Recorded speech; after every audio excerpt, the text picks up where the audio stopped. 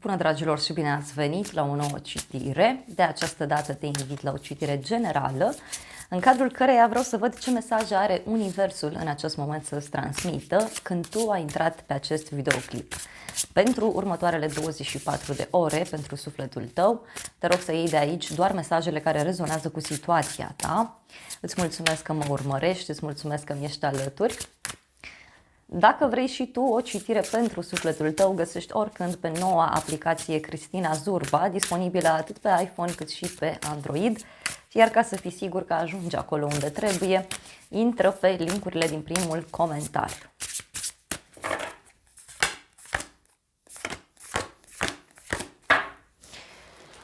Ok, 5 de cupe, 10 de spade, 3 de spade. O nedreptate aici, o supărare care e de foarte mult timp, căreia văd că i-ai pus capăt. Pentru unii poate să însemne ca un fel de despărțire, ca un fel de finalitate. Sau s-a finalizat o perioadă în care cineva era supărat, trist, știu eu. Vrei să lași regretele în urmă. Da? Ceva nu mai poate funcționa așa. Și este clar că acest 10 de spade înseamnă un oarecare sfârșit. Să vedem în continuare, personal, cavalerul de spade. Ia uite aici, a fost o ceartă cu cineva sau o discuție în contradictoriu. O veste surprinzătoare care a ajuns la urechile tale, însă văd aici și un moment al adevărului. Da? Ce urmează? 9 de monede. Uite, nu știu, urmează să îți cumperi ceva, poate primești o sumă de bani. E ca și cum îți recapeți încrederea în tine, ești mult mai sigur, mult mai stabil. 9 de monede poate să însemne și un moment în care încrederea într-o relație se recapătă. Iar dacă ești o persoană singură, văd aici un moment în care vrei pur și simplu să te bucuri de viață în viitorul apropiat. Hai să vedem aici cavalerul ăsta de spade despre ce vorbește. Da, deci aici au fost niște discuții, da, o ceartă, poate au fost și niște fapte destul de ciudate, tensionate. Ce mai văd aici pentru tine este faptul că s-au spus niște lucruri așa la nervi, foarte în viitor, în trecutul apropiat, sau poate și acum se menține tensiunea asta. Hai să vedem în continuare. 9 de monede, ce spune în plan personal? Te întâlnești cu o persoană, faci pace cu cineva, te împaci cu o persoană, cunoști o nouă persoană, mai poate să fie. Mergi într-un loc foarte drag ție.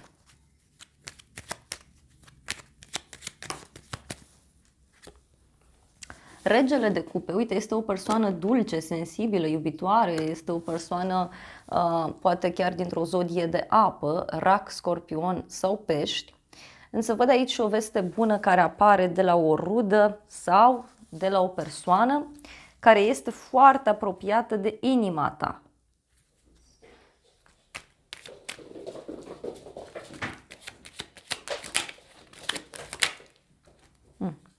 Urmează, uite, cineva care vrea să facă un drum către tine. Hai să vedem profesional vorbind, avem regina de monede, o legătură văd aici cu zodii de pământ, Taur, Fecioară, Capricorn, poate ești o persoană independentă din punct de vedere financiar sau este un moment în care o femeie are un rol foarte important în viața ta.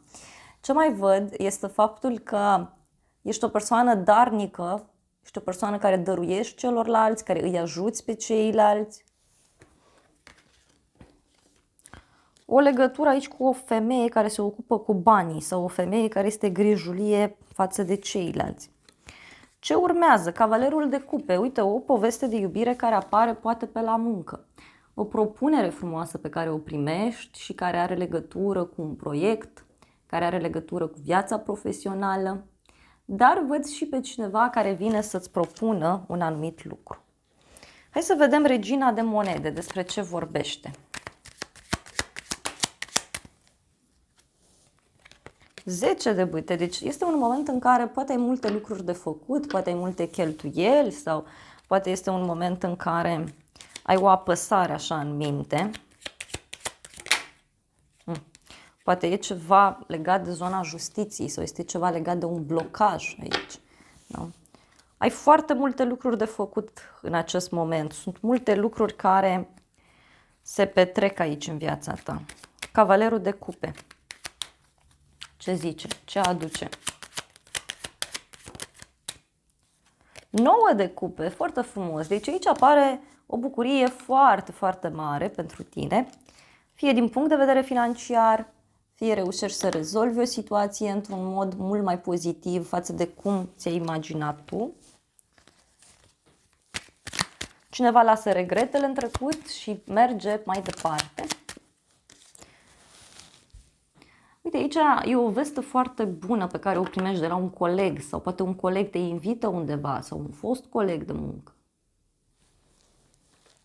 Apar și niște vești bune, da? Uite, o victorie. Totul se mișcă conform planurilor tale aici, deci dacă aștepți un răspuns, acesta este pozitiv. Uite, și cavalerul de monede, deci avem 3 persoane serioase, stabile, 3 persoane care reușesc aici să ajungă la un numitor comun. Să vedem surpriza pentru tine. Pajul de spade. Surpriza este o persoană aici care spionează, o persoană curioasă.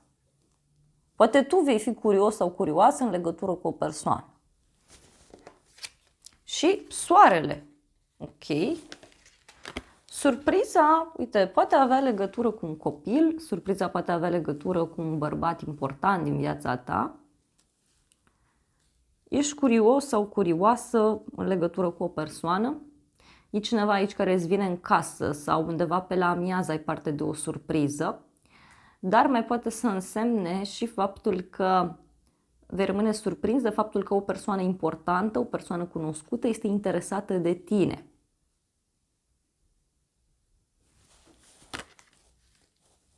Mai văd o legătură cu zodia Leu. Multe vorbe aici în legătură cu un succes. 10 de spade. Aici e cineva de care am zis eu că a suferit. Deci surpriza e că cineva se va interesa foarte mult în legătură cu niște acte, în legătură cu zona aceasta legală, în legătură cu o hotărâre. Da? Mai avem o legătură cu zodia Balanță. Și văd aici un final fericit. Ia să vedem soarele ăsta ce zice aici.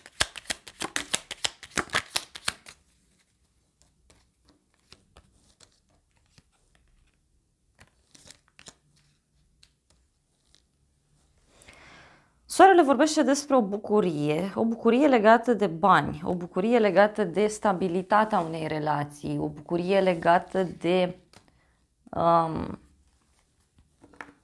cineva, nu știu, care nu vrea să te lase, cineva care nu vrea să renunțe la tine. Este o persoană bună. Și surpriza, uite, ține de un drum, deci în urma unui drum pe care îl faci sau cineva care vrea să facă drum către tine. Mai văd o legătură cu zodia Vărsător, zodia Rac. Da? Și e un noroc, repet, un noroc foarte mare. Deci eu cred că aici este vorba despre o persoană, nu știu, despre un bărbat în mod special. Cineva care vrea pace, da? Vrea liniște. În casa ta, în familia ta, poți să ai parte de o bucurie.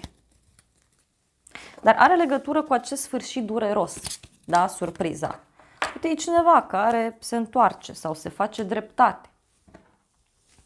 Hai să vedem și tarotul meu ce zice în acest caz.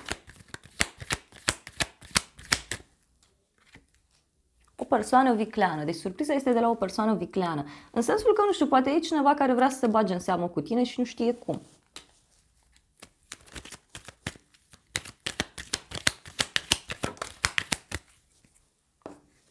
O problemă, deci poate cineva care are o problemă de sănătate, afli despre vestea asta și rămâi surprins sau surprinsă. Un bărbat matur, un bărbat în vârstă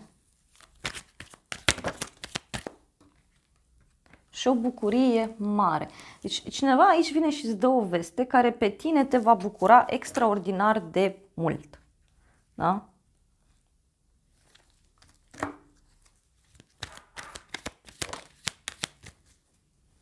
Este o bucurie foarte mare, e o bucurie care te va urca așa undeva sus, energetic vorbind.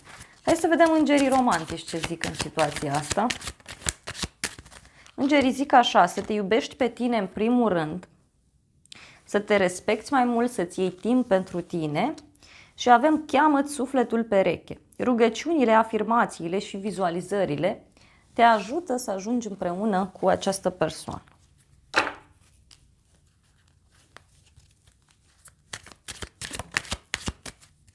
Aici, pentru unii, văd că este și o relație de codependență, adică fie aveți niște obiceiuri toxice în comun, fie este o codependență din punct de vedere emoțional și aici e clar că cineva trebuie să se elibereze, să preia controlul înapoi asupra vieții sale. Vreau să văd oracolul lunii, ce zice. Îmbrățișează divinitatea, da? Adică trebuie să te deschizi, da? În fața divinității, în fața spiritului și avem nu lăsa trecutul să te țină în urmă, da? Trecutul să te țină în loc, cumva să spună frână. Trebuie să faci pace aici cu trecutul. Răspunsurile de care tu ai nevoie vin către tine, asta este clar. Dragilor, acestea au fost previziunile de această dată. Eu îți mulțumesc pentru atenție, te îmbrățișez cu drag, îți mulțumesc încă o dată că mi-ai stat alături și te invit cu drag și pe aplicația Cristina Zurba, dacă ești curios sau curioasă. Acolo ai mai multe tipuri de citiri, te invit cu drag, este gratuit, este foarte ușor de utilizat. Ai link în primul comentariu dacă ești curios. Te îmbrățișez cu drag, îți mulțumesc încă o dată că mi-ai fost alături și să ne revedem cu bine și data viitoare. Eu îți doresc să ai parte de o zi sau de o seară cât mai frumoasă.